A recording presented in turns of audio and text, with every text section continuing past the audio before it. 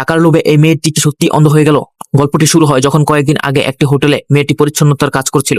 হঠাৎ একজন অন্ধ ব্যক্তি চলার সময় ভুলবশত তার টাকা ভরা সুটকেসটি ফেলে দেয়। এত টাকা দেখে মেয়েটি তাকে সাহায্য করার নাম করে এক বান্ডিল টাকা নিজের পকেটে ঢুকিয়ে নেয়। কিন্তু সেই অন্ধ ব্যক্তির ঠিকই টের পেয়ে যায় এবং মেয়েটিকে থামিয়ে তার পকেট থেকে টাকার বান্ডিলটি বের করে নেয়। নিজের ভুল বুঝতে পেরে মেয়েটি কান্নাকাটি করে আর তার কাছে ক্ষমা চাইতে থাকে। তখনই সেই ব্যক্তি মেয়েটিকে সরাসরি বিয়ের প্রস্তাব দেয়। সে মেয়েটিকে তার বিলাসবহুল ঘর দেখিয়ে বলে, বিয়ের পর এই বাড়ি ও তার সম্পত্তি সবই তোমার হয়ে যাবে, তবে এর জন্য তোমাকে একটি চুক্তিপত্রে সই দিতে হবে।